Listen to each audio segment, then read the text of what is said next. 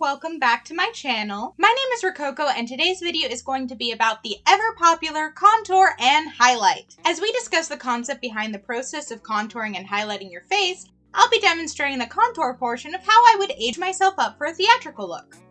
Highlight and contour have been around basically since makeup went mainstream, but the jump from being seen mostly in theatrical and professional looks to the everyday makeup enthusiast was roughly the mid-2010s. The Kardashians and high-rolling beauty YouTubers are generally credited with leading the charge that would bring kits and how-tos flooding onto the market until it became a staple in the world of makeup lovers. Now in 2021, it's a basic step that has so many variations available that it's somehow become even more overwhelming than when it was new. Today we're taking contour and highlight back to its roots so you can approach it as a tool in your arsenal. Full disclosure, you can find guides and diagrams all over the internet for a paint-by-number styled explanation if that's what you're looking for. And the grand majority are free to access and may even come included with that new contour palette you just bought. Here's my problem with them though. The large majority of these diagrams will be based on an idealized version of a cisgendered white woman's face, meaning that the contour and highlight patterns they're showing you are made to visually reshape the face to portray the aesthetic of an idealized cisgendered white woman. There's nothing wrong with being a cisgendered white woman, but it's not the only type of face out there, and it's definitely not the only desirable one. So instead of relying only on those diagrams, we're going to learn what makes contour and highlight do what it does so you can create your own end goals. To put it in the most simple terms, contour mimics shadow and highlight mimics light.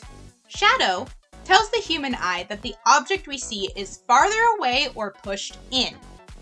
Light tells the human eye that the object is closer or pushed out. When we apply contour and highlight in our makeup, we are telling the human eye which parts of our face stick out and which parts go in. That's it! Easy peasy. So how do we choose what parts go in and what parts stick out? Well, that very much depends on what face shape you're going for. No matter what shapes you're going for, when assessing where a highlight and contour goes, you'll need to keep two terms in mind: core shadow and highlight. Highlight is pretty self-explanatory, it's the lightest part of an object. Core shadow is where I'm gonna get you. To understand what it is, I'm actually going to take you to an art class flashback. This is a sphere drawing. The sphere drawing is the basic of basics shading practice in art. It's usually the beginning of a series of practices of simple shapes with a single light source that you just shade over and over until you've learned the parts of lights and shadow. If we were in an art class right now, I'd prattle off where the light source is, point out the cast shadows, midtones, core shadow, highlight, and reflected light, and it would be a whole thing. However, as I said, you only need to care about two of these right now: the highlight and the core shadow. This is because when you do the contour and highlight for your face, you are mostly manipulating the core shadow and highlight areas.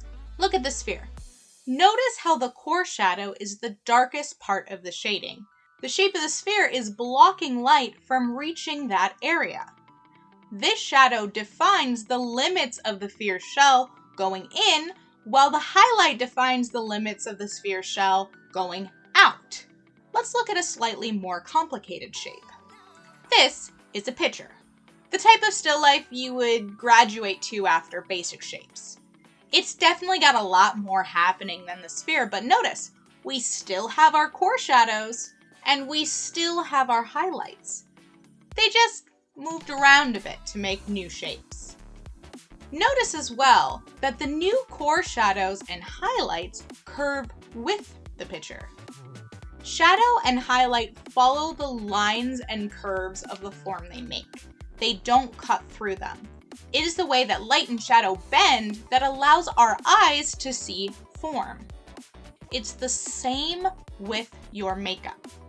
If you want to create a curved shape on your face, you need to make a curved line. If you want to make a straight edge shape on your face, you need to make a straight line. This is how you dictate the shapes of your face. Let's look at what a face looks like in sketch form. Can you find the highlights? Can you find the core shadows? They're both there. It's going to take a bit more practice with faces, but once you find those shapes, you can manipulate them how you wish by using your core shadows and highlight. Look at faces, study them, photographs, sculpture, paintings, whatever. Look for how those core shadows and highlights dictate the facial features. You'll start to see the shapes and patterns you like, and it'll be easier to then compare them to what you have. Once you see that, it's just applying the core shadows and highlights where they go to emulate those shapes. Even just darkening up the core shadows of what you already have naturally brings a new level of distinctions to the forms you want to flaunt. This being said, a darker shadow is farther in than a medium shadow. A bright highlight is farther out than a low highlight. Thusly, you can change the intensity of your contour with the range of your highlight and shadow, but you want to keep in mind your goals as you do. If you want to pass as having these shapes more naturally, you'll need to be careful with how intense you go and be particular about your blending. If you have no qualms showing that you're using makeup for an effect, think heavy drag makeup as an example, then go nuts, who cares? Just be aware of how dark you go, particularly if you are Caucasian, as one, it can get overmixed with your foundation easier, and two, we're not trying to get mistaken for doing black or brown face, okay? That brings us to the second part of understanding contour and highlight. We know where we apply contour and highlight as well as why we do it, but how do we choose the colors we need for our contour and highlight?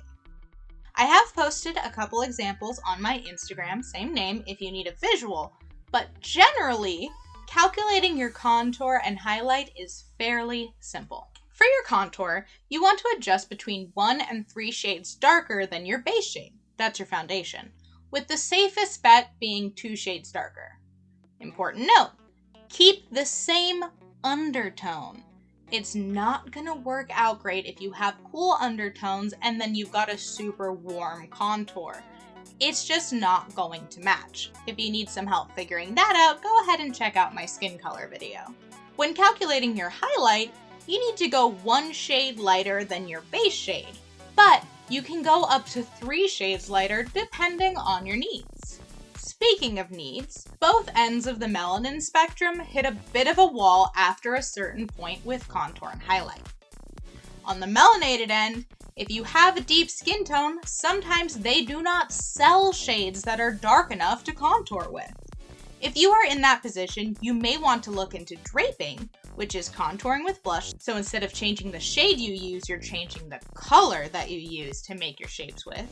Or strobing, which is layering highlight levels to create your sculpted face instead of using shadow and then light.